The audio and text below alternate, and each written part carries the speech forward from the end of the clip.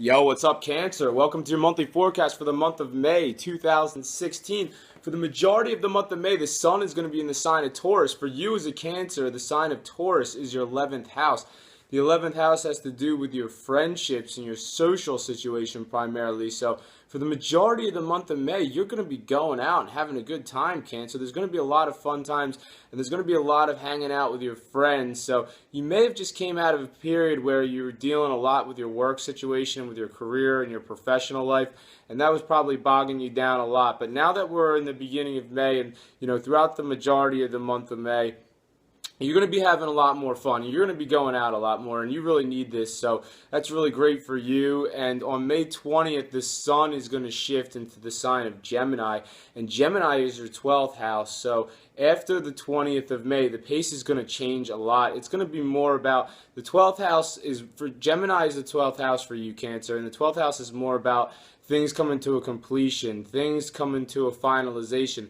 Sometimes when the sun goes into the 12th house, sometimes you see some doors close. And the 12th house is also about things that are hidden in secret too. So there's going to be a big shift in the pace there. Like I said, for the majority of the month of May and up until May 20th, you're going to be having a lot of fun. And then things are going to slow down a lot after May 20th. And you're going to be more introspective after May 20th. So those are the primary themes for the month of May 2016 for you, Cancer. Now I'm going to talk about some more specific major astrological events for the month of May 2016 and what they mean for you. Right off the bat on May 1st, the sun in Taurus, your 11th house of friendships and your social situation, is actually making a very positive angle to Neptune, which is in Pisces, and Pisces is your 9th house. The ninth house has to do with spirituality, it has to do with faraway places, and it has to do with, it can have to do sometimes with people who are from faraway cultures. Like, it doesn't necessarily mean that they are far away, but they're like, maybe you're interacting with them and they're from somewhere far away. So the sun being in your friendship area of your chart, making a positive angle with Neptune in this area that has to do with faraway places, it sounds like there's a lot of possibilities. I mean, maybe on May 1st or sometime following that event, you could be going somewhere far away with friends possibly, and you could be having a really good time. Or you are interacting with people who are from far away.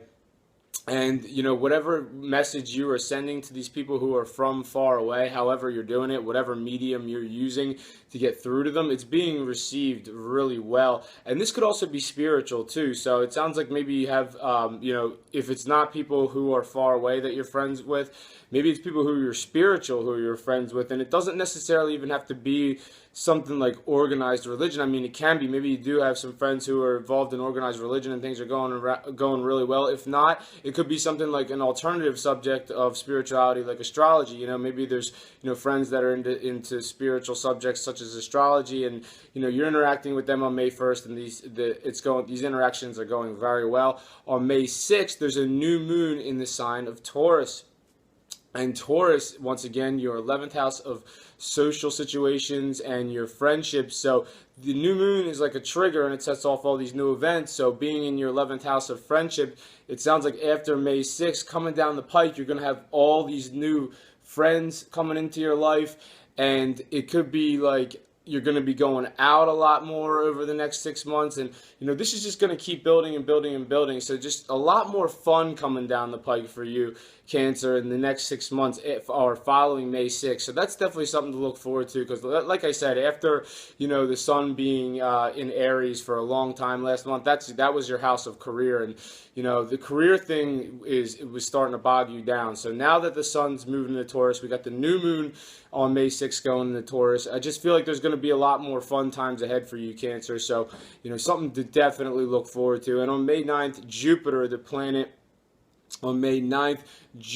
planet of grand expansion and fortune, is finally going forward. It's been stuck in a retrograde since January 7th, and it's in Virgo. And Virgo is your third house, and that has to do with the communications in your life. That has to do with writing. That has to do with speaking. That has to do with texting. That has to do with emails. That has to do with you getting your message across. And it sounds like whatever message you've been trying to get across since Jupiter's been going retrograde since the beginning of the year, whatever message you've been trying to get across, maybe it's been kind of hung up, maybe it's been kind of stuck. But now on May 9th, Jupiter, the planet of luck and fortune, is finally going forward again. So you're going to have this huge shift and surge of forward momentum regarding your communications. So, if there's anything you need to sell yourself on after May 9th, that's the time to do it. You can start selling yourself pretty hard, and it's sure to go very well. So watch out for that after May 9th. And on May 12th, Mercury, the planet of communication in Taurus, is making a positive angle to Pluto,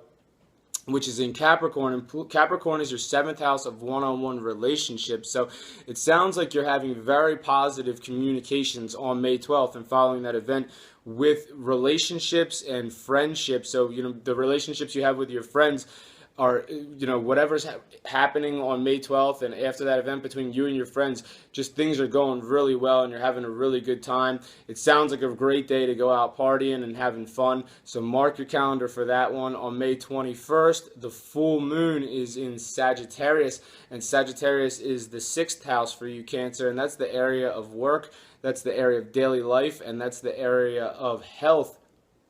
And full moons are like a wild card. I mean, it can go either way. I mean, if you've, regarding all these areas, if things have been going good at work, it sounds like there could be some kind of development there. If things have been going great with your health, it sounds like you can make, progress with your health. And on the flip side, if things haven't been going too great at work, maybe it could be some kind of a shakeup at work.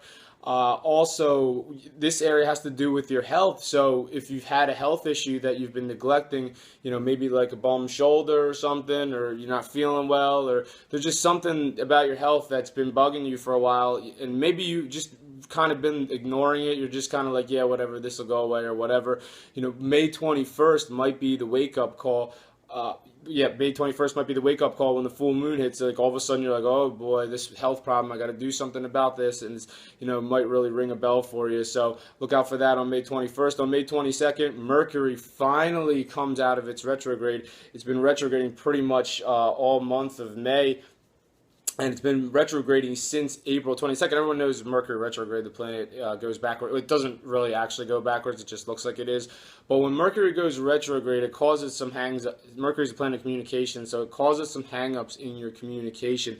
So it finally goes direct in Taurus, your 11th house of friendships, on May 22nd. So whatever, thing you felt stuck about talking to your friends about, it's finally going to be able to progress on May 22nd. And during that time between April 28th and May 22nd, when it's retrograding, you're probably going to be talking to a lot of friends who you haven't seen in a while. So these could be friends from high school or college or childhood or whatever, but you're going to be interacting with a lot of friends from your past between April 22nd and May 22nd. So watch out for that. On May 26th, Jupiter in Virgo is actually making a challenging aspect to Saturn and Sagittarius. Virgo, once again, that house of communication. It's your third house of communication, making a challenging aspect to Saturn, which is Saturn, which is in Sagittarius, your 6th house of work, daily life, and health. Sounds like some kind of challenging communications happening regarding work, or challenging communications happening in your daily life, and challenging communications about your health. You might be, complaining about a health problem or something on May 26th. On May 27th, Mars has been going retrograde for a while. It's actually been going retrograde in Sagittarius, your 6th house of work, daily life, and health, since April 17th. So it's been going retrograde for a while, and it's retrograding so much at this point that it's actually going to retrograde back so far that it goes into Scorpio. So it's moving out of your 6th house, and it's going backwards so much that it's going back into Scorpio. And Scorpio is your 5th house of romance. And with this, it's like you really have to think about, when Mars first went into Scorpio this year, it was in the beginning of the year. So think about the first couple months or first few months of this year while Mars was in Scorpio, before it moved on to Sagittarius. So it was in Scorpio in the beginning of the year. And, you probably could recall some pretty hot moments that you had, because Mars is the planet of sex, and it's in the area of true love for you, Cancer, or was in the area of true love for you in the beginning of the year. So you probably had some pretty hot moments in your love and sex life in the beginning of the year. And then it moved on to Sagittarius, and now it's coming back. It started retrograde on April 17th, and it's coming back because Mars is like, I need to go get that, because, life progressed, and I kind of just left those, those hot, passionate moments back in the beginning of the year, and it just